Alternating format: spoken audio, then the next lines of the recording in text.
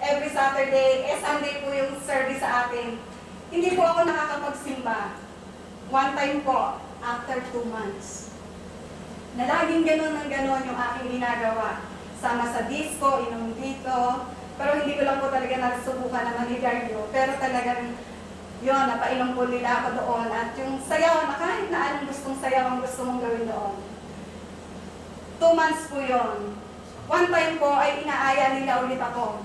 Sabi nila, Glo, maganda yung yung van na yung doon sa Midland Plaza. Sabi na kami, Midland Plaza Hotel. Doon tayo magdi-disco, sama ka sa amin ulit.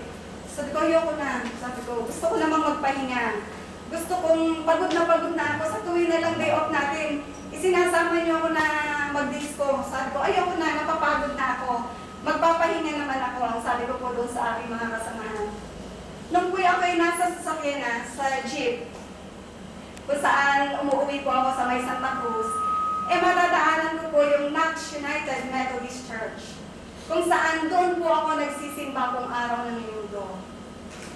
Hindi ko po alam kung pagkakataon o hindi, na habang lumalakad po yung jeep, napaka-sobra ng traffic. Sobrang pong traffic, halos hindi kami umuusad.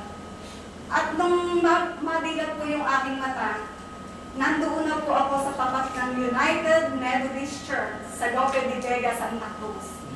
Na kung saan, ang sabi po nung isang isipan ko, bumaba ka. Pagkakataon mo na para ikaw ay makasimba. Ang tagal mo nang hindi nagsisimba. Subalit ang sabi po sa akin ng kabilang side ko, di ba, di ka naman sumama sa disco? Magpahinga ka, yun ang sabi mo sa kanila, kaya hindi ka sumama sa disco para ka makapagpahinga. Bakit ka magsisimba? Subalit naranasan ko na lang po na ako'y dahang-dahang bumababa doon sa jeep na aking sinasakyan at pumasok po ako doon sa loob ng church. At ang pinili ko pong upuan dahil hiyang-hiya ako sa Panginoon ay doon sa pinakadulong-dulo ng upuan ng church. At ang pastor po na nagpipreach, ang pinipreach niya po ay ang 100 tupa ay iniiwanan ng mabuting pastor at hinahanap niya ang isa na nawawala. Nung po nag-altar call ang pastor, umiiyak po ako. Sabi ko, Lord, ako yung 1 tupang nawawala. Ako yung hinahanap mo. Nung po nag-altar call ang pastor, lumapit ako sa harapan. At sinabi kong, Panginoon, narito po. Ako yung isang anak mo na makasalanan. Inihihingi ko po ng kapatawaran ang lahat ng aking kasalanan sa mga oras na ito. Tinatanggap po kita bilang Panginoon at sarili kong tagapagligtas ng aking buhay. At ikaw na po, magmula ngayon, ang magmaneho nito. Umiiyak po ako talaga. Yun yung aking nasabi sa aking Panginoon. At tanda ko po yung aking spiritual birth na yun, August 23, 1983. Napakabuti po ng ating Diyos. Siya ang Diyos ng pag-ibig. At lalo ko po yung napatunayan nang pag-uwi ko po ng aming bahay, mga pasado 2 o'clock po siguro yun. Nag-ring po yung telepono doon sa aming bahay. At nakausap ko po yung isa kong kasamahan na nag-aaya sa akin na nag-disco. Ang sabi niya, Ate Glo, nandito kami ngayon sa jail. Kasi ni-raid yung disco na pinagdidiscohan natin. Kasi yun daw ay pugad ng mga marijuana at yun nga po yung sa Midland Plaza. Pungad ng marijuana at ng kung ano-ano pa na ginagawa at ni-raid daw po at nakasama silang lahat. Doon ko po lalong naiyak sa sarili at sinabing, Panginoon, napakabuti mo. Mahal na mahal mo ako. Kaya kung magmula ng araw na yon, tinanda ko sa aking isipan, Panginoon, ikaw lamang ang tangi kong paglilingkuran. Ikaw lamang ang sa aking buhay saan man ako pumaroon. Doon ko po talaga napatunayan na talagang kapag ikaw ay anak niya, tinatakan ka niya, kanya ka at walang maaaring umagaw sa iyo. Amen. Ang Diyos ay pag-ibig. Ang Diyos din pong ito na mahabagin ay Diyos na makatarungan. Kaya't dapat niyang parusahan ang ating kasalanan. Ang sabi po sa Exodus 34:7b, ngunit hindi maaaring hindi niya parusahan ang nagkasala. Nais ko ko rin po ang ilarawan sa inyo, yung magnanakaw sa bangko. Halimbawa kung ako ay nagnakaw ng 50 miliyon sa bangko. Hindi ko po alam na mayroon palang nakatagong camera na nakakita sa akin na ako ang nagnakaw noon. At mayroong mga kasamahan ako doon sa bangko na nakakita na ako nga ang nagnakaw. Hindi ko po ito mapapahindian kung ako ay dadaling sa hukom.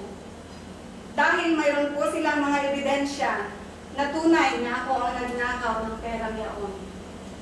Kaya po ang nais kong ipilarawan sa paglalarawang ito, kung ang hukom po na isang na nagpaparusa sa ating mga kasalanan, kung ang hukom po ay nagpaparusa at may hustisya sa bawat mga nagkasala, lalo higit po ang ating Panginoon. Mayroon din po siyang kaparusahan sa mga taong nagkakasala sa Kanya. Nilutas po ng Diyos ang problema ito sa pamamagitan ni Jesucristo. Si Kristo, sino po siya? Siya yung walang hanggang Diyos na nagkatawang tao. Ang sabi po sa John 1:1 and 14, sa pasimula ay ang salita, at ang salita ay sumasa Diyos. At ang salita ay Diyos. Nagkatawang tao ang salita at tumahan sa gitna natin. Nakita namin ang kanyang kalwalhatian. Kalwalhatian ng bugtong na anak na nagmula sa Ama. Puspos ng biyaya at katotohanan. Ano po yung ginawa ni Kristo para sa bawat isa sa atin? Siya po ay namatay sa krus at nabuhay na muli upang tayo ay tubusin sa ating mga kasalanan at bigyan tayo ng karapatang makapasok sa langit na inaalok niya bilang isang kaloob. Halimbawa po ng aklat na ito na nasa aking kanang kamay ay talaan ng ating buhay. Kasi po yan ang sabi na talagang yung lahat ng ginawa natin habang tayo narito sa mundo ay nakatala doon sa ating Panginoon. Ang lahat pong ito na lahat ng kasalanan na ating ginawa ay nakasulat sa talaan ito. Yung kasamang isipan na nagdaan sa akin, ang lahat ng aking mga binigkas. Ngunit ito po ang problema, ang aking kasalanan. Namumuhi po ang Diyos, iniibig ako ng Diyos, subalit namumuhi siya sa aking kasalanan.